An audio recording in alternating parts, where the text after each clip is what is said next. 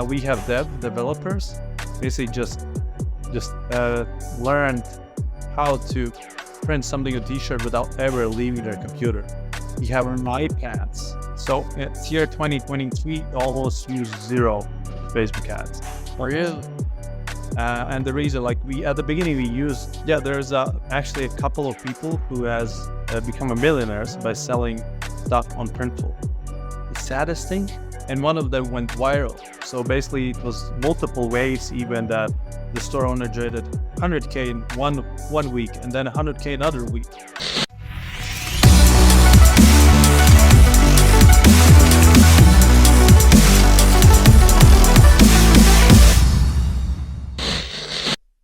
Hey guys, welcome to NewMoneyTalks episode number 47. Fantastic. I'm excited to have our awesome guest, the head of marketing at Printful. I don't want to butcher this, Raitis Purins. Perfect. Glad to be here. Awesome. All the way from Latvia. Obviously, we have to do this remotely. It would be awesome if you ever come to New York. We'll do this in person, but we could do this remotely. For anyone who doesn't know what Printful is honestly, I think the first unicorn in Latvia. Yes. So a very big deal. You guys just had your 10-year anniversary at this point too. Yes. So a hugely successful company. If you don't know, a unicorn's a $1 billion company. We were just chatting before. They have fulfillment centers all over the world. Do I think you said 1 million units a month in apparel, something like that. And during November, December, 2 million, double. 2 million. Season. So for somebody who appreciates logistics, that's insane. That's awesome. I thought you guys were just an on-demand printing company, but you're a lot more than that. So I'm excited to kind of go into this. Before I butcher everything, I want you to give kind of your introduction, who you are, what you do at Printful, and also just what Printful is as a whole. And then we'll just get started from there. Yeah, perfect, John. Happy to do that. So let's get to the point. So Printful, you did a great intro, but I can give basically the story. Basically, we allow anyone to start their own e-commerce business without almost risking anything. So the only thing you should have is an idea you want to put on a shirt, on a mug, on bikinis, on Canva, whatever. You have to have only a design. And he offers a solution. So we are not just the printing company. So I would like to say that we are IT company. So you come to a printful.com with an idea what you want to put on a shirt and you want to sell it to someone else. In the old school way, probably anyone who's been a student said, I have this great t-shirt idea. And now what you have to do, you have to basically, old school way, had to find someone who will print that. You have to basically pay him and order, 20, 100 shirts in bulk without knowing the sizes, whatever. And basically we limit that at all. The only thing you need, you create a store, and it's not Printful store. Basically you create a Shopify store, Squarespace store. You put Printful, there's an app. You upload design, which you want to put on the shirt, on mugs, on sweatshirts, a limited amount of the SKUs which you want. And still, remember, that's for free. It's nothing. So basically put that on the website, you publish it, and you set a pricing, you're in charge. It's not commission-based, shirt costs less than $10. If you can sell it for $100, $50, good job. Margin. So it's up to you. It's not that basically we don't control that. It's up to you. You can also lose money if you want. It could be a marketing tool as well, by the way. But the idea, you publish a website like niceshirts.com, and someone, for example, John comes to the website, he buys it.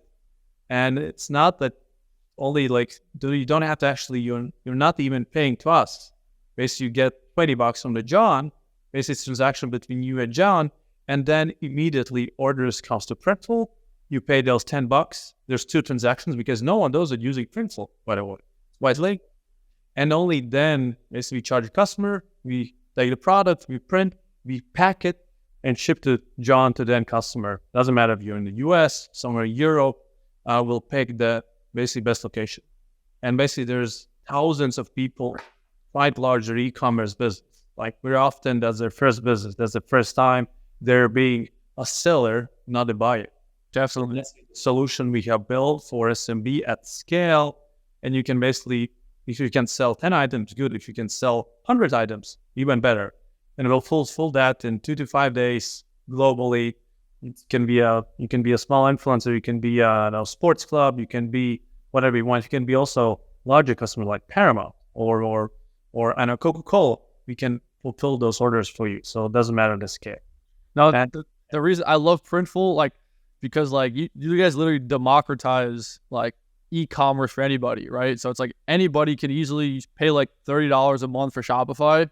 Yeah. Boom. You have a store with like, you guys, your catalog is amazing. For anyone who hasn't checked it out, you can printful.com. There's like a link down below, but like, it's actually nuts. Like I was telling you before, I'm wearing a Printful shirt. As Ship Dudes, we use Printful for everything. And I think the first thing that I'm very curious of is how do you guys keep it so like low cost? Because like even this shirt, it's a high quality shirt. Like it's stitched. It's a nice stitched shirt. I think it was like $23 literally for the shirt. Like it kind of blew my mind. And like a shirt like this, say I had my own brand, I wasn't using it for like our business, I probably could resell it for like $50. You know what I mean? So like there's definitely a margin to play with. Like, first of all, how do you guys even do that? I'm very curious. So we are an IT company. So of course, scale helps a lot. So everything at scale is a little bit cheaper, but we know that we are basically allowing our merchants to earn money. So we have to basically keep some way for the profit. So basically we try to do as automatic as possible. So as described in the intro, basically we are a company where developers figure out how they can print something on something without ever leaving the computer. So basically that we can basically see and control everything in the process. Like when you put a t-shirt, just click about it and design appears there. When you do quality control, you see the design and what the shirt should be and you just click about it. So basically as minimum movement in a facility as possible to keep our costs low, so we involve less and less people and we can provide the best margins for our customers as well. Definitely. So I think something very interesting is that the company's been around for like 10 years, right? Yeah.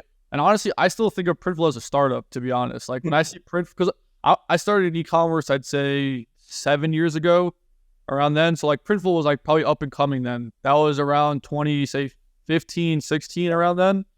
I think that's when you joined the company as well too, right?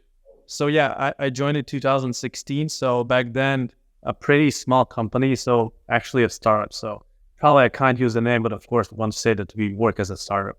But now we're fighting against the processes. Like let's not do that. But at basically the scale, you have to have some kind of processes. Otherwise, mistakes are now just too expensive. So better. So yeah, I'm curious though, from like a company from say in 2015, 16 to now becoming $1 billion company, what did that look like? I feel like a lot of people are interested to know, like in those 6 years, how'd the company change, how did it grow and stuff like that? Because you're doing marketing.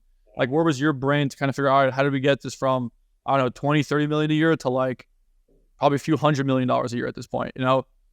Yeah, so I can finally do my job because like as a head of marketing, I know the leader of my team should be doing any project manager. Like back then I was doing business development, sales, adding new products. I think I personally have added like 30 different products to the catalog as well, dealing with some stock issues, stuff like that. So doing IT project management, marketing project management. So now I have a team for that. So after like even there's only 5 people, like I took management of the marketing from the CEO back then, from the co-founder Davis. At one point, marketing team alone, and probably you'll be surprised, was 120 people, only marketing team. Now, basically, we refocused. So as with everything in e-commerce, so now team, and I have to avoid saying just, but we're a little bit shy than 80 people. That's still a big team. A big number. So, and then how it's been, like, of course, I can slowly give away responsibilities to different teams. So, I don't know if there was only me adding new products like hats, I know t-shirts, now there's a team of 10, 15, 20 people. I was basically the mock-up for some t-shirts as well. You'll be able to see me in catalog. Yeah, I have a team of a couple of people who just do that as well and organize all that kind of stuff. So we slowly, if I were a journalist, very often, but now we have specialists in different areas, and you have to basically, as you grow, as I said, every mistake is much more expensive. So basically, invest in more people, making sure like there's, I don't know, 4i principle, for example, and stuff like that. So slowly, now it's fighting against processes. Right. What's like an example of a really expensive mistake? I'm very curious. And like, how expensive can they get? So we have probably the most integrations among any printed email partners. Like you can basically launch yourself Shopify, Wix, Squarespace, and then make any e-commerce platform you can imagine. And we used to send email about launching new integrations, and some companies, and you should be, are pissed a little bit when you send an email to their customers that there's a new integration launched with there.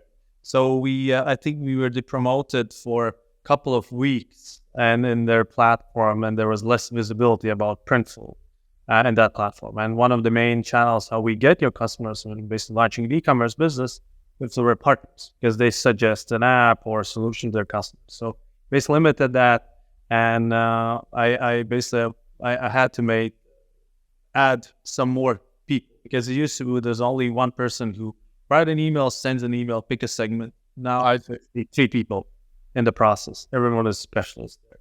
3 to 2. Interesting. So probably $1 million mistake. Really? Oh, wow. Yeah, because it was a couple of years ago. They probably missed some users, and when we add those months up front, we users and missed, probably now could be $1 million mistake. So I'm curious. So like you're saying a lot of your job now is just like managing people and processes. In the beginning, it wasn't that. So like, and you seem pretty young. Like, I don't know you're like probably your 30s, right? Like, how did you, like, in those, like, say last 6-7 years, how did you learn from going like crazy startup, random stuff all the time to like, okay, I have to like sit back and manage more people? Like, how'd you learn that type of stuff? So I've been working with marketing like for 12, 13 years already. So it's been a while. So I'm being grateful to have different managers who manage me as a marketing specialist back then. So now I'm also trying to be a manager, which I like myself, because there were some managers I didn't like how I was managed. So basically learning from others how they did the job and making sure that my people are happy how I do my job. And I would say that the most valuable thing is learning from others, like staying curious. Is one thing to listen to podcasts like these, listening books, just being curious. I have a great Twitter following on social media. So basically I see what's happening. I have subscribed to many newsletters as well. But you also have to be smart, because if you have way too many newsletters and podcasts, you can't listen to all of them. So you have to pick a couple of them. And I think the most valuable thing is basically just asking others, like seeking for help, seeking for knowledge exchange. I talked with Shop Ahead of Marketing. I think I had talked with one of the most famous B2B marketers, Dave Gerhardt, as well. So basically talking to other people who has done it, because there's no school who teaches how to manage 100 people marketing team. So only basically you stay curious, you learn from others, you ask questions, because everyone has a struggle. For example, the biggest struggle of any marketer, like manage a team, is org chart. There's like billion ways how you can manage that. There's no one way how to do that. And you just think about what could work for you. You ask others, you get opinions, and then you execute. So staying curious and learning from others, asking them, like, as I'm saying, like, I can reach out to anyone, LinkedIn, asking them, hey, I'm the guy from Unicorn. Hey, then, like, let's talk. It feels that you have done something great. Let's I don't know, kick around some ideas. And the worst thing could happen, they will not get back to me. And that's it. I have nothing to lose. And if it's positive, I will just have conversations. So even you're reaching out to random people on LinkedIn and asking for help? Really? Yeah. If I see that they look smart. So not totally random, but someone basically, I also look like, can someone refer that person to me? I know we have our Baltics community, so we have many unicorns from Estonia already. That's the place where Skype was born. So because of there's Bolt, which is a pretty big company in Europe, Winted, NordVPN in Lithuania. So there's many you can also learn from. So it's not the basically you're on your own. In Latvia, we're the only one, but outside my country in Europe, it's already a little bit better. So that's interesting, because like you guys are in Latvia, and you told me 80% about is like in the US, all of like customers, business, et cetera, and stuff like that, right? Is that about it? Yeah. How is that like managing a whole company where most of the business is in the US and you're in Latvia doing all this? So internet helps. Yeah, right. So and then we had to go to the US because it's like much bigger market that people spend money there. Did it start in America, or did it start in Latvia more? We started in the US because Do you know how many people live in Latvia? No, how many? What is up, New Money Talks fam? Super, super excited to hop on here to shout out our amazing sponsor, Printful. You've definitely heard of these guys, but if you haven't, you need to check them out. These guys are amazing for so many things, but honestly, two things are amazing. Look, if you want to start a business, print-on-demand business, it's amazing. You can literally plug these guys into your Shopify store, and they're on WooCommerce, Wix, you name it, they're on it. Amazing integration. But what you could do, you could start a business tomorrow. Any logo, any design you want on a hat, on a shirt, shorts, joggers, backpacks, mugs, you can make it and not have any inventory. You can drop ship it all from Printful. They're amazing. That's number one. Number two, if you own a business, wow, like you should be ordering from Printful. For Ship Dudes, we do it. I know for Kyle at Scale Brands, they do it. All merch, hats, backpacks, polos, uniforms. Look, fast shipping, great quality, great prices. You just can't beat it. And also, it's low batch. You don't have to order 100 units. You can order one at a time, and the quality is just amazing. We love these guys. You should check them out. We have our link in the description /NMT. Use the link. We appreciate it. It helps out a whole bunch. And honestly, Printful, there's no one better in this space. So if you need merch, we're about to have some New Money Talks merch. They're amazing. Printful is the way to go. Check them out. Printful, if you don't know them, you should know them now. New Money Talks fam, I'm telling you, you guys are the best in the space. Anyways, back to the episode. Appreciate you guys. Less than 2 million people. Oh, wow. We only speak Latvian. So, but if you start a business in the US, 300 plus million people. English language. One post office, for example. Yeah. And side hustles. Like people, I think entrepreneurship goes into blood for people who lives in the USA. So just a much better environment for anything new. Like we could have a legit business also in Latvia, but instead of, 1,000 employees, would have 10 and wouldn't be a unicorn. So there's a story behind that. One of the co-founders, he launched a social media network way like around the same time Facebook was born as well. Okay. And it was basically super popular in Latvia. And it's probably, if you look at European map, like Facebook was like at one point was the popular network across all Europe, except one country, Latvia. Of course, now Facebook is popular because everyone has international friends, so it's hard to compete with that. There's legit business. Oh, and he's entrepreneur by blood, as I'm saying. So he decided to go to the US to seek for his, we can say American dream, and started a bunch of ideas. And one of them actually is also maybe known company. It's called startervitamins.com. Okay. It's an e-commerce store, and we before Printful, it also was a legit business, but the only thing it sold was motivational quotes, posters. Like if you have a large like startup, you should have something on your in the office. plan, fail, learn, experiment, and basically that went off, and then basically he tried different ideas because everything just works better in the USA. And with posters, it's easy. You can easily cut different sizes, so you only have to have one printer, and it's basically manageable. But when you want to add new products like t-shirts, again, which colors, which sizes, should I risk with how much money? Like, will I be able to basically meet the demand? And they started looking for someone who can do that, guess on demand, no minimum, stuff like that, good API. And there are a couple of companies could potentially do that, but it was manual, it was slow, and that's how Printful was born. And basically, he went to the US, and that's why the business of the US, our first facility was in the US, in California. So we started there, and from there, it grew. I think only after 3 years, we opened another facility in the US for a scale. We have to get ready faster, quicker for the peak season, because then we have to double our output. And only in 2017, so 4 years after starting the company, we opened facility in Europe. Oh, wow. US, and then we went to the Europe. And in Europe, it's much challenging market. There's not so many entrepreneurs maybe, and everyone speaks their own language as well. I feel like the logistics in Europe is horrible too. Like every company is a different postal carrier. For example, I'm from Greece. Like my family's originally from Greece. So I spend my summers in Greece, and like there's no mailboxes in Greece. The post office sucks in Greece. There's this new company I've seen called ACS. I don't know if you've seen it.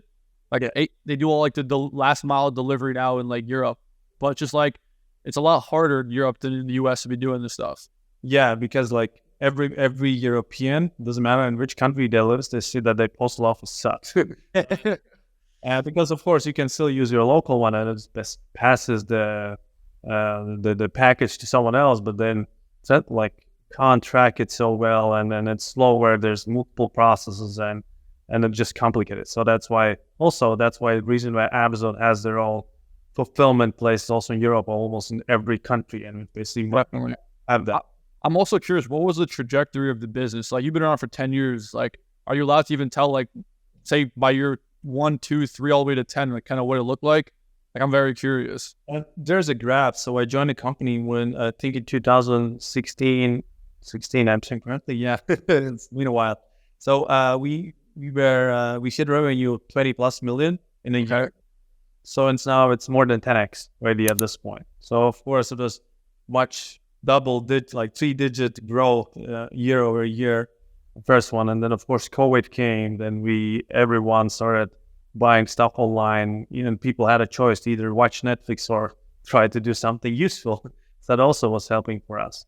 And of course now with e-commerce, it's not as fast as it used to be, but it's challenging for us. We're pivoting our business to figure out what we have to do. So that's, for example, one of the approaches we now took is going a little bit to enterprise, making sure that more larger customers also can use us, and how can we serve that customer better, how to have sales team and stuff like that. Most definitely. Challenging. And like, I'm curious, like the makeup of the company. So like, were you guys running a lot of Facebook ads to kind of get customers early on? Was there a lot of like referral based? Like, because a lot of people who do watch us, a lot of them are in e-commerce, and it's sad to say, but I'd say like 80% of brands in e-commerce, they just rely on Facebook right now. Like Facebook, Instagram ads, that's all they rely on. And then that tanked with the new iOS, obviously, update 2 years ago. I'm curious how you guys thought about the business growing from, say, 20 million to, say, 200-300. So it's year 2023, almost used 0 Facebook ads. Really? And the reason, like at the beginning, we used Facebook ads as well because there was a different price point and we were doing business. So, but that's have not been basically a growth driver. Wait, so how much are you spending on Facebook?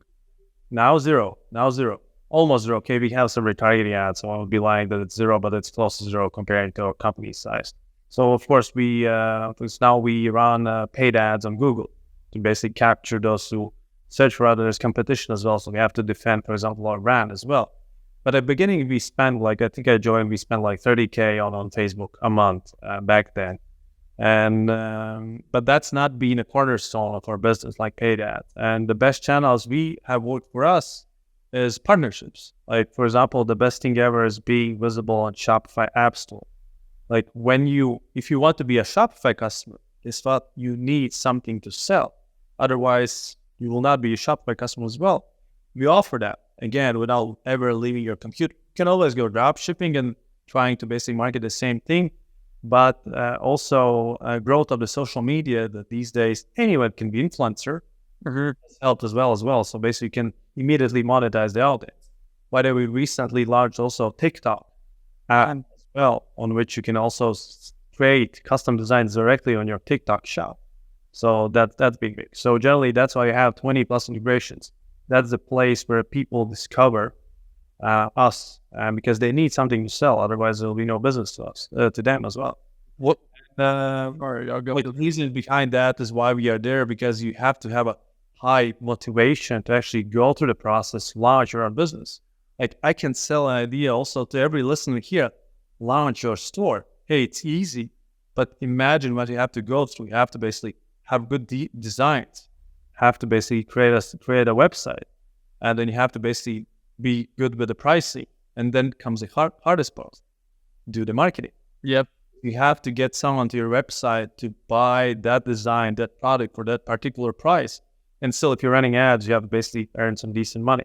So, and basically that's why we are focusing on those who are willing to do that. Otherwise, launching a random Facebook ad, of course, you can do the targeting, but like, send me tips, like who should I target? Okay, we know we can target Facebook admins and stuff like that, but it's still challenging. So that's why the idea why we do less ads than we used to. It's much more expensive, and we focus on partnerships So probably wanted to ask something because there's another big channel for us as well. That's very interesting because like I would assume when I think e-commerce, I think Facebook ads, but you guys have a lot other more creative ways to kind of do it, right? Oh Yeah, and it's also SEO. That's there's basically no magic to that. Like that's also the reason why Team's so big.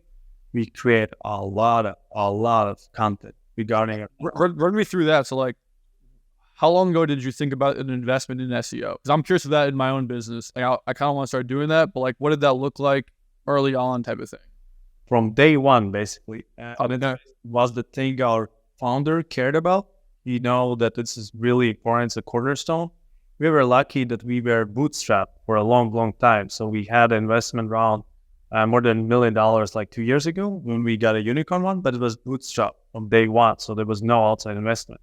So basically, they basically started creating content, understanding the basic SEO rules, and basically just work. And then you start to invest naturally into that. And you see that it gives more and more results by just creating content being visible there. So it's now, these days, it's almost impossible to do, custom t-shirt research or something related to launching a merch store without seeing Printful conversation. So now it's basically really helpful. And we see that again and again. And we now are basically also in a position to defend that no one else can take those positions. Because it's naturally one of the best channels, best return of best. Of course, we spend money on that. It's not as much on the ads, and we get at the same time, we get also a lot of motivated customers who we actually capture through search. I'm curious too, like, as you're a lot more experienced in marketing than I am. Say I wanted to actually start focusing on SEO, but I don't want to sit down and write. I really don't want to sit down and write. Like, I'm not a big fan of writing blogs and all this type of stuff and content and everything. But I said I want to invest, I don't know, you're saying $30,000 a month on Facebook. I want to invest, say, $5,000 a month on SEO. Like, where would I start? And that's in 2023, not in like 2014 when Printful started. Probably if you want to start on your own, you have to basically get a tool, either Semrush or Ahrefs. Those probably were really well known to them. So I think we use Ahrefs in our conversation. And they have a built educational content as well. So for you to understand like how to do keyword research, like for which keywords you can much easier compete, because that's not strategy for everything. Also, we are not focusing on some of the really search keywords because we know that the competition's crazy there. Have to look where you can actually win, can create a legit content there as well. But you have to basically pick your fight, pick your battles, yeah. Pick your battles, like and that's basically how you basically start there.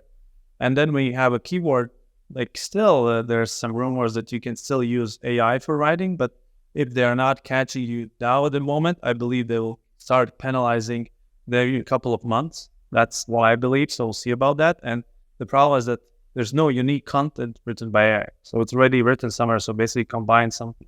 And you have to start right about the topic. And you have to basically promote the content as well. And otherwise we go with freelancers or someone who understands SEO. There's also the second part. Make sure that you also technically are liked by Google. So basically that your page speed is all right and stuff like that. So make sure that basically follow those guidelines also. So there's basically two parts with that. And when it comes to SEO, basically it's SEO also YouTube SEO, TikTok SEO, and as well, like if you sell on the marketplace, also another SEO game. Like for example, you want to start selling in e-commerce, you don't know how. Maybe Etsy Marketplace is a good place to start as well. So because you don't have to have ads, but it's basically a search thingy. So if you want to basically sell something, could get eyes on our marketplace. While on Shopify, if you launch store, you have to basically start from zero. Definitely. And like, I do think it's a very good long-term investment for people. Like SEO, it's just like, because I think at a point, say obviously after 10 years, the dividends on it are probably insane, right? Where it's like, it did take 10 years to get there, but now it's like, well, I don't need to spend any money on Facebook, on Instagram, etc. We're getting all this organic traffic, right? But the biggest problem with SEO is that you do not generate interest in your product. You only capture the interest of people who already search. Hey, explain that more. What do you mean by that? So on Google, like for example, people are searching for custom t-shirt. The only 1,000 people in the world, I'm creating numbers coming up with it. Only 1,000 people in the world searching for custom t-shirt. So there's a limit. You can get all the traffic. Do you actually want to grow the business? What's up, New Money Talks fam? Have you ever wanted a personal sales force for your e-commerce brand? If so, you probably haven't heard of the new kid on the block, Feel.tech. Feel is an e-commerce selling solution for D2C brands that want to provide interactive purchase experiences to their customers and streamline the actual sales cycle of a buyer. With AI-driven product recommendations, try before you buy features, and live assistance and support, FieldTech users often see a substantial lift in their customer AOV, a decrease in their acquisition costs, and an improvement in their conversion rate. Imagine you're buying a new laptop and Apple offered a virtual live experience in which they can demo the product for you, show you all of the specs and features that you want, and answer all of your questions simultaneously. Not only would that probably increase your likelihood of buying, but it'll also actively decrease the amount of customer concerns that Apple is now going to receive. Now you're probably thinking, with a solution that's this good, probably costs a lot of money. Wrong. FieldTech actually only charges a percentage of the new sales that they bring you that you wouldn't have otherwise gotten without them. So if you run a brand that could use a virtual sales force or that wants to offer virtual sales experiences to their customers, then check out the link below this video or visit feel.tech. And as always, make sure to mention that New Money Talks sent you so you can get that New Money Talks white glove onboarding experience. Now let's get back to the podcast. That's the thing about awareness, either the problem you're fixing or creating more demand after your product somewhere else. There's, again, more people searching for your keyword. It's either brand or, non-brand keyword as well. So basically that's why you have to invest in ads as well at the same time. Otherwise, at one point it's going to stop. But when you're just only getting started, you can get those couple of people, and then it could slowly, when you get to the position, but at some point you have to basically, to be $1 billion company, you can't just do that through SEO, I think. Of course, no, that makes sense. Like there has to be a way to kind of just like generate your own demand, right? Especially when it's like a crowded space. E-commerce is so crowded. There's so many different, it's kind of crazy because if you see a brand that sells, I don't know, say toilet paper, you can look up toilet paper brand and like 100 pop up now. Yeah. It's nuts like that. There have to be a unique touch. Like I think the best example now is how it's called, the dead water. No. Liquid death. Like still water in a can. And come on, and that's basically the biggest thing now in the US created by a brand. So that's amazing. Definitely. Yeah, you probably love that. As like a marketer yourself, that's probably like very interesting to you. Like how the hell let's product, like anyone's need a water. Like there's only a couple of thousand of hopefully millions people who want to launch an e-commerce store with their custom designs. So it's a game. I'm curious, what are some like success stories of brands that have used Printful like fully, like to this day, and are doing like, say, let's use the word millions of like revenue? Are there brands like that have used Printful like that? Yeah, there's actually a couple of people who has become millionaires by selling stuff on Printful. The saddest thing, I can't just really talk about them because we are a white label company. So maybe listeners have even ordered something from someone and Printful fulfilled that, but you have no idea that we were part of that. So I would say like one of the, for example, recently acquired a company called Snow Commerce. They work with Paramount. So basically Paramount, many of the items you buy on Paramount would be also fulfilled by Printful as well. So that's one thing. That's the biggest brand. There's Coca-Cola using us. Like if you will order SpongeBob merch or Setfun, also could be fulfilled by Printful. So there's many brands, larger, smaller, which basically are taking advantage of print on demand. So, and there's many smaller, as we call micro brands, who uses Printful, and they're $1 million business idea, but they're not so well known. So they're really popular for their niche. There's a big, like give me an example of something that works well though, because like I'm sure people are like, yeah, print on demand, I can plug it in, I can make a site, but then like, how am I gonna get like what's a good product? Like t-shirts, it's like what have you seen like could be successful with like on Printful, you know? I think one of my favorite examples happened on the year when I joined, and we always love time when the U.S. president elections happening in the U.S. because there's two people going one against other, and people want to express which party they were going to support. And every night someone says something silly, not always. There's an example when Trump called Hillary a nasty woman. And that basically there was multiple people trying to take advantage of that and try to launch stores. And one of them went viral. So basically it was multiple waves even that the store owner generated 100K in one week and then 100K another week. So basically that's one of the biggest advantages of on-demand manufacturing. You can easily play around with different designs. And that design was not a rocket science. It was a heart and it's in the middle, it's a nasty woman and that's it. So when you have to basically create something fast and quick, which is interesting for your niche, because one of the biggest things when you're launching a store, you have to figure out what's your niche or who you're creating a store, who will be the buyer. Want to reach everyone, you'll reach nobody. Just pick cat lovers, dog lovers, something so simple.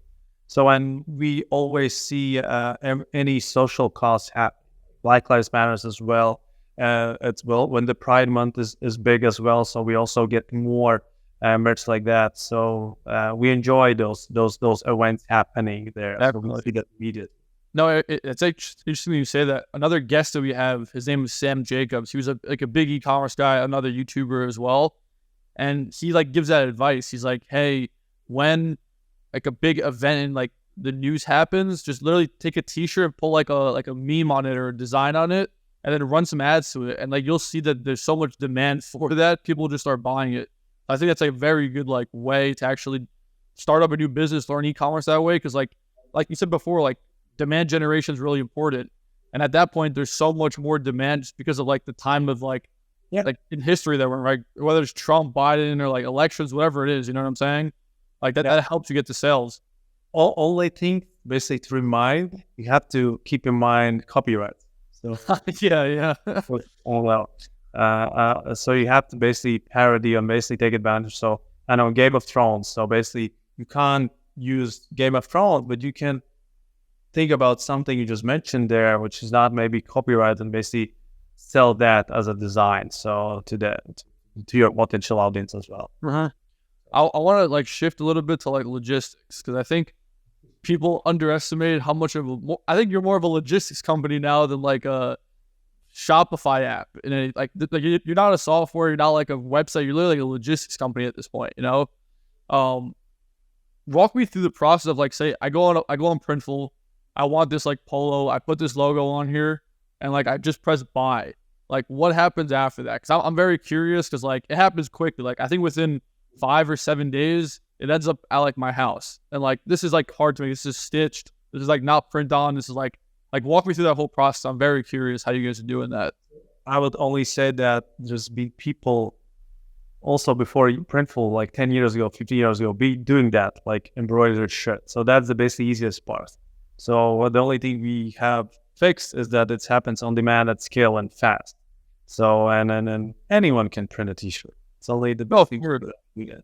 So yeah, and what happens? So basically, if you order something like to Printful, and we check where's the address is. Like for example, if the order goes to Latvia or to US to Canada, it goes to that location. So basically, facility will receive an order there. So if we actually can fulfill that, because we can't keep every item in every possible location. So basically, we route it to the nearest possible way.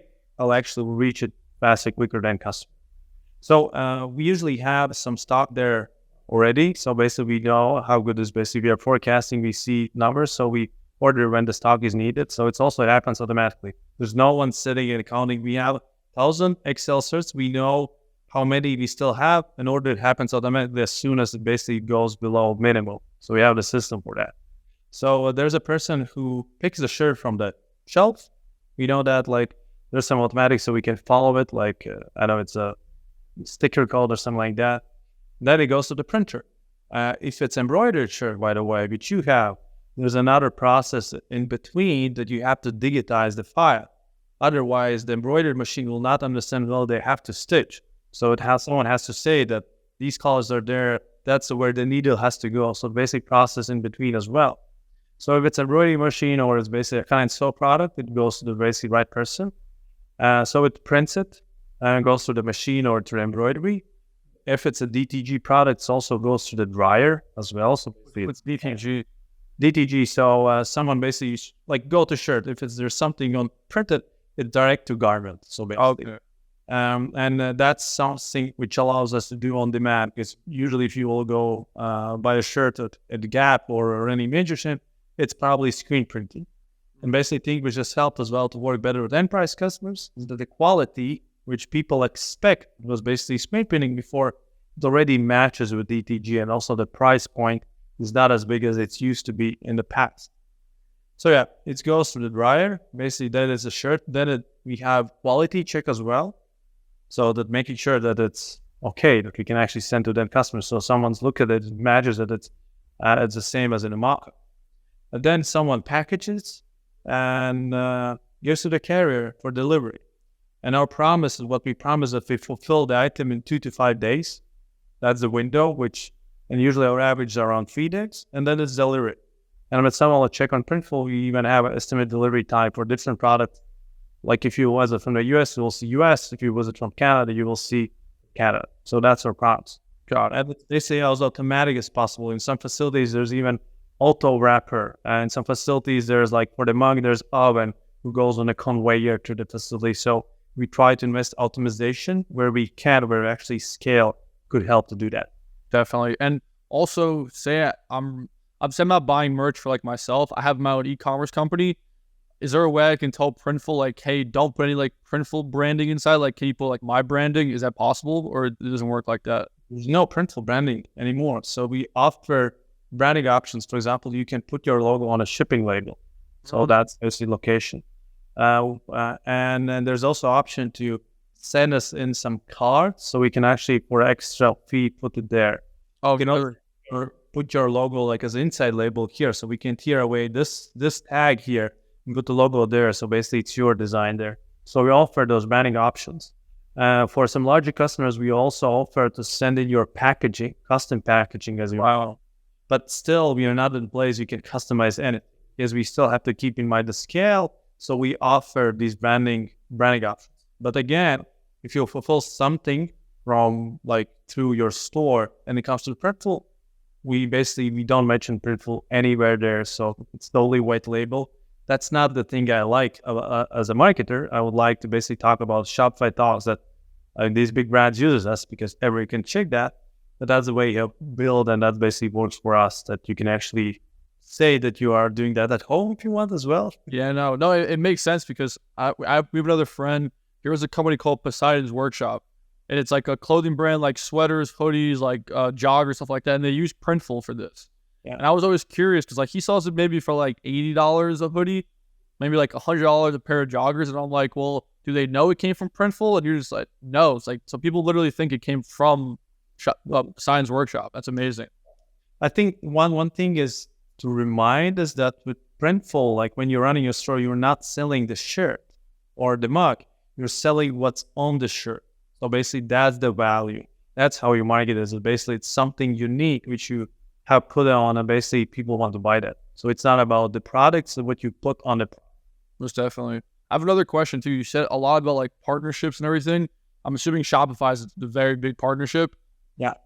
How did you guys like nurture that and like figure that out in a sense? Because I feel like Shopify is a big company. Obviously, you guys are a big company now, but like when you're a $20 million company with a few people 10 years ago, how do you go to Shopify? Hey, like, please like promote me. Like how do you figure that out? So I wouldn't say that there was a strategy back then. So I think Shopify launched their App Store. So that was big. So basically anyone were able to create their own app, and we did that as well. So because Shopify was growing, I think it was not even a public company back then.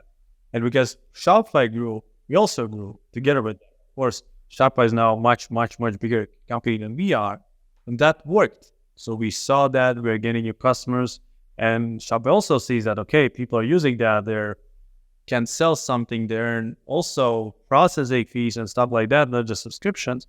So basically that was basically beneficial collaboration for everyone. And I know that definitely for Printful, I can't talk for Shopify. That's their call. But see that actually works, and we now know that we are probably now still the most popular app. Probably TikTok is there, which is not made by Shopify. Klaviyo is there as well, but Klaviyo now is owned a little bit by Shopify as well, as you know. So we're still the most popular app outside us create Shopify on their app store. And as that worked, basically started to integrate with anyone out there. Wix. What is up, New Money Talks fam? Just wanted to hop on here real quick and shout out our amazing sponsor, eCom.ai. Remember, eCom with a K, ekom.ai. These guys are amazing. Amazing team, amazing technology. Think what they do, right? You have all this content, all these landing pages, all these product descriptions all over your website, right? But you can never optimize them for SEO.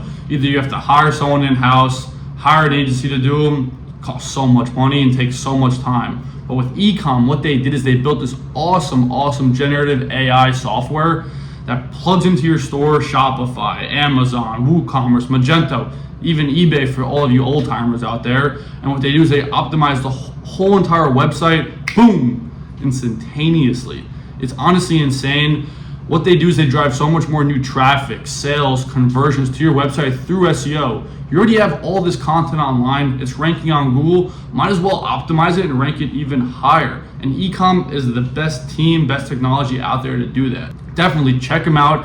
ekom.ai by an amazing company called Writerly. Check them out. Now, back to the episode. Squarespace. Etsy was also one of the important milestones of ours. So basically helped us accelerate growth as well there. So that's why it's there. So it was luck at the beginning for sure. I don't think that I think there's one podcast that asks how much do you save for the hard work and the luck? And at the beginning you don't know a lot of things, and basically you test, and if it works, scale up. I think that's how I built this guy Ross, and I think Printful was on that podcast, right? Sadly, no. I'm pitching him, so if you know him, send him a note. We would like to be featured there because he's not responding to our pitches. That's an amazing podcast. That's honestly, when I was in college, I used to listen to that a lot because it is inspiring. When you're a young entrepreneur trying to figure it out, you're all right, so how did the founder of Printful do this? You know what I'm saying? Because another thing too, I feel is I kind of hate this about e-commerce. I hate it and I love it. E-commerce is such an easy thing to start, but it's also an easy thing to quit. You know what I mean? And I think the beauty of big businesses is that it pretty much Printful took 10 years to get to where it is. And obviously there's a lot more to grow on top of it. But if you just quit after say 6 months because a Facebook ad didn't work, the company wouldn't be where it's at right now. So that's why I love and hate e-commerce, because you're in a weird spot where it's so easy to just start random stuff all the time, but it's also so easy just to quit like this, right? And now because there's no you can also use Printful without subscription, so it's easy. Yeah, is there any subscription on Printful, or there's no subscription? We're launching soon. Okay, that's messing part, so we can actually get access to the lower prices and stuff like that. So it basically has a lock-in mechanism as well. And if you are successful, you're getting it for free. So you actually pay once, and that's it. And it's launching pretty soon in October. And it's basically, I hate it and love it as well, because you can come to Printful, you can basically launch a store, and there's so many reasons why would you fail, and I will never know about it. You could try. At 1 month you can get 5 orders, maybe you can get 1 order, and next month you will get 10 orders, 7 orders. And it's out of my control to actually control that, because it's up to you. You don't know why you're not successful, because there's a million reasons to that. And if you're not successful, I'm not spend a lot of money on this gig. Launching an e-commerce store, you can easily quit. So it's hard to basically figure out who to retain, who not, how can it impact that. Because when I launch a new mug, or we're launching a new phone case, or the new iPhone as well, I have to actually push customers, hey, you should start selling that. It will be really, really popular. And they can't just impact that. They have to make decision action, put design on that, and publish in their store, because that's in their control. The same as you can compare the grocery store. You launch a new product, they have to basically pick the product and put it on a shelf. It's also the challenge of my team to actually convince our existing customers, hey, add this new cool product we just launched with your design. And you don't know. Maybe I'm not adding because it's not my niche. I'm not selling phone cases. I'm just selling t-shirts. What do you want from me? Stuff like that. Have you heard of the company called SwagUp by any chance? Yeah. SwagUp's I'm decent friends with Michael Martucci, the founder of it. And they launched a subscription piece of the business. I think it's very interesting because they did something with cashback, where like cashback and like points. And I feel like these type of platforms where like you're like building stuff and like kind of like custom stuff, if you could like make it kind of gamified in a sense and get people to come back, there's a lot of like one value for the company because obviously you have the subscription revenue, but two, you also have like the incentive to actually come back and do more and like kind of build more and kind of you get lower prices, you get faster shipping, you get these points that you can redeem for like say, I don't know, like another t-shirt, an extra shirt, etc. Right? Like, have you thought about stuff like that ever? We have that. There you go. We have like a reward program. So basically, if you add a product, like for example, if you add a mug, we will give you a $5 coupon code and stuff like that. So basically, we have even a separate program for that. You launch a store, you get to the 10 orders, you get more points. You can basically use in different ways. So it's just still. Very often people are just lazy. They only want to watch Netflix or after they can go outside. So I'm not in the mood today to actually do that because that's my silence. I'm successful day at a job. I'm tired because it's not always their main business and they have their own idea. And because they have to make this bigger, larger decision there. It's not just visiting website. They have to actually do something to market a product. Because for me, it's also nothing like you can add a product. I need sales. And how can I help that? I would like, and we had an idea that we'll make random purchases on random people's stores to actually get them motivated. Really? Order, which is not my mom or dad or friend. Okay, this is interesting. I can invest into that because it's hard if you get some kind of threshold and it's not so low as well. You will not be probably motivated to leave your job if you'll get 10 orders a month or 20 orders a month. Like calculate how much money is that? Probably have to basically hit 5-10K, and it depends from the place area you live in, and so in some cases even more to actually say, okay, now this is my full-time gig, it's my e-commerce business, and there's a lot of things which is sadly out of my control. I'm fighting for people time. Please do something with Printful. No, and I think it's crazy because Printful is amazing. Where like you can test stuff so fast on Printful, like literally. Within 20 minutes, if you know how to use Shopify well, Printful, boom, you have like a whole entire website, offer, price, and fulfillment on the back end too. So now it will bring some traffic, you know? Yeah. And even like we just even launched a feature like merch share call that if you don't want to even earn money by selling your designs, you can just create a template on Printful, share it with you, and you can just buy it. You can share it with friends. So basically you can distribute your art. And we also made the prepaid option as well. Like if there's, for example, if you're launching your company and there's remote employees like, hey, order a t-shirt as a part of onboarding. Here's a link. Just input your address, pick your size, and it'll be delivered by Printful. So you're adding new features. So you don't always even need integration in place to actually distribute your designs or goods there. And then the hardest part with that there's no guarantee for us is like our challenge is to do some forecasting as well. Like just how that's happening because there's reason why they're using us because they don't want to guarantee anything. That's true. People are using you because they don't want to have to take any risk in a sense. It's like, well, the worst that can happen is nothing happens, right? That's funny. I'm curious from like an executive marketer's like brain right now. So like, you're like unicorn status, largest company, like unicorn in Latvia type of probably bigger companies in Latvia, but like Latvian startup type of thing. How do you get to like the next level? And what is the next level? Because I'm curious what the next level even could be. Like, how do you think through that? So basically where we're heading in terms of revenue, basically there's ambition to be $500 million revenue business. So that's what our management team are pushing. We have enough investors as well. So that's also changed a little bit different. So because they want growth and that's how we're looking at it. So we are constantly looking what can be changed to continue the growth. What's the smartest investments there? So what's working, what's not? So we can now also run bigger, maybe larger experiments to see, okay, we can unlock a new channel, something new which I have not seen, and that could be the next growth factor there as well. Definitely.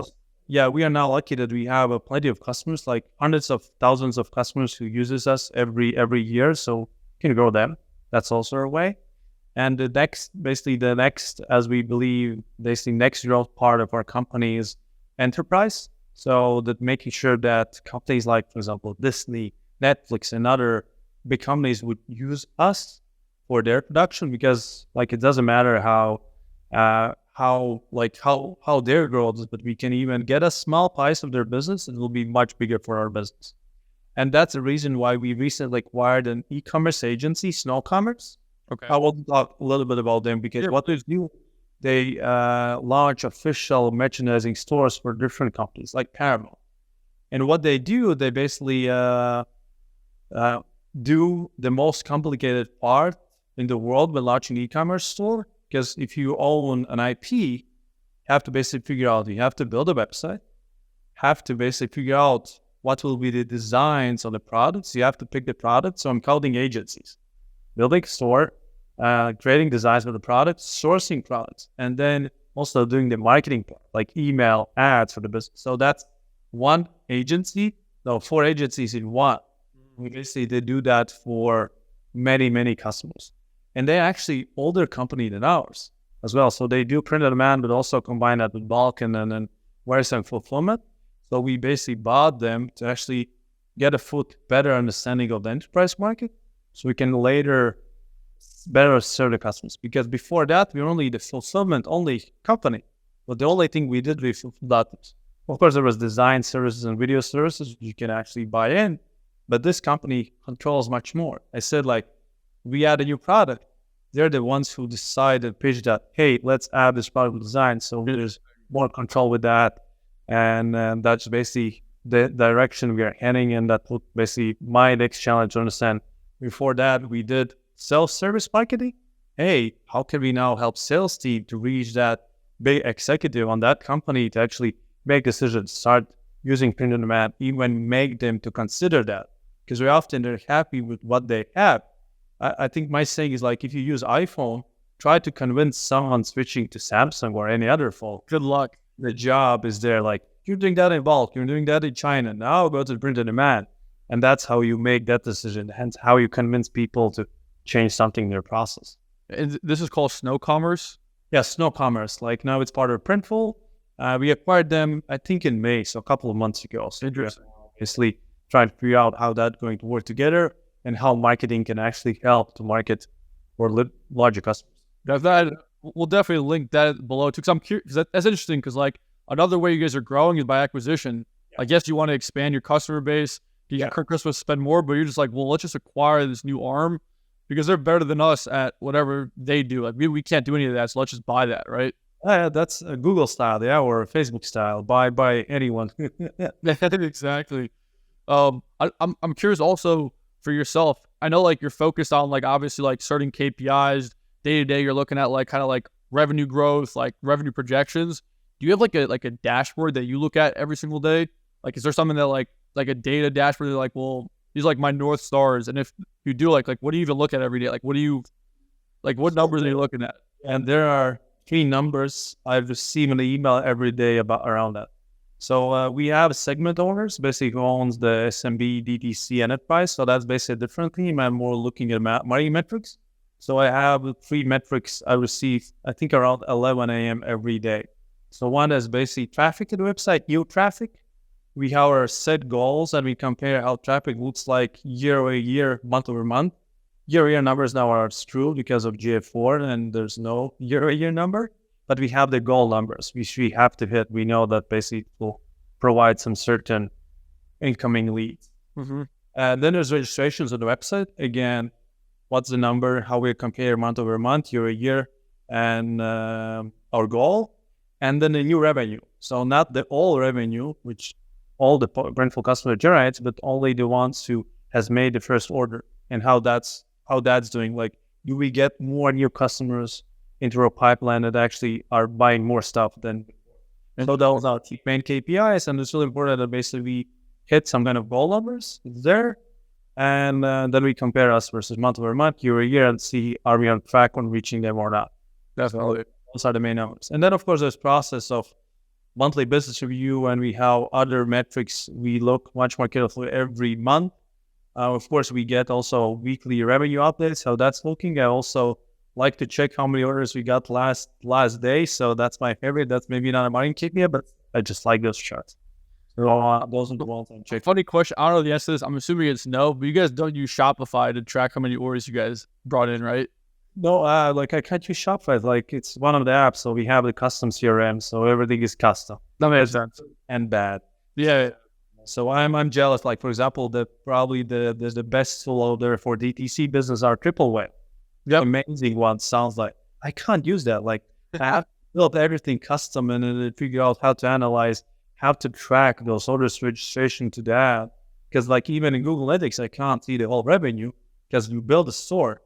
Those orders are coming into API. I have to somehow attribute that to this ad, to this user who created an account after seeing this ad or channel or whatever.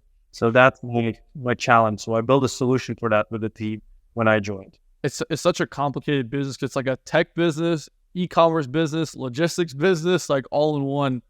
Yeah. But I guess you have to solve like really hard problems to get to this status. Like it makes a lot of sense. We knew that as a beginning, basically we fixed our own problem, and there was basically a problem, just offered solutions for others. We saw that there's demand, so we just pivot from that by solving a problem. If there's a pain, that's a good business idea. Definitely. No, I really appreciate this. This has been awesome. Like I know I learned a lot, and like I hope the audience learned a whole bunch too, because like literally, if you're in a stage where like you're just starting off, Printful is the way to like. It's really easy to like just test stuff, right? It's like that's the key to e-commerce is being able to test stuff quickly, be nimble, like iterate and stuff like that. Printful is great for that. And then also, if you're a bigger business and you just want to quickly add new SKUs to your business, Printful is also amazing for that as well too. So like, go please. Just basically just test, and I'm happy. If something basically scales up, just take to the bulk if you can find a solution for that, and you want to hold that. It's just for testing. It's so easy.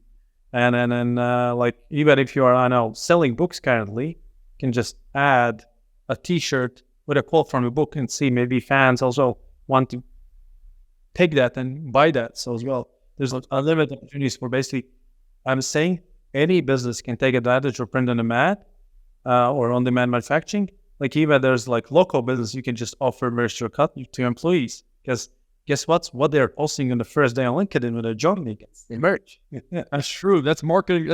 That's an impression right there. 100%. Is there anything else you wanted to share before we hop off? So I'm just curious if there's anything else you wanted to add in. I think I think my most favorite suggestion to anyone who's doing whatever they're doing is just stay curious and ask people how they have done that. You can do that through podcasts like this, or you can just ask, because there's nothing to lose there. And probably you can add me on LinkedIn if you want. I'd approve anyone, because if someone wants to listen to my things, which I post there, I'm all open about that. So I'm happy to answer any message there. So I like to stay active, because guess what? That's my PR channel there as well. So you feel that I'm doing a great job as a head of marketing at Printful, and Printful is doing well as well. Definitely. So, you're on Twitter as well too, right? Twitter, but I'm not super active there. I post in Latvia. I'm the one, probably the part of internet who just consume content more than creates it. Got it. So if you want to find Raitis, you find him on LinkedIn. That's the place to go. On our end too, like check out Printful. Link in the description. They've been nothing but amazing to us. Like we love Printful. Honestly, like as someone who's like growing a business, to like trying to get to like a 9-figure business like Printful, 10 figures honestly at this point. Like I'm learning a lot just like talking to an executive from there, and like I think the audience probably learns a lot too, just like how they think about growing a business, scaling a business, and like just staying for the long term on a business, right? People don't talk about that a lot. Usually people talk about like, oh, how do I make my first sale? There's a lot more involved than like building a unicorn, building a massive business, and just scaling a business. So I do appreciate that, and thank you for teaching me a whole bunch of stuff. Well, thanks, John. It was a blast. It was awesome. And from our end, make sure you like, comment, subscribe, check out Printful. Comment below if there's anyone new you want us to bring on the podcast. Go add him on LinkedIn, and we'll see you on the next one. Thank you. Bye-bye.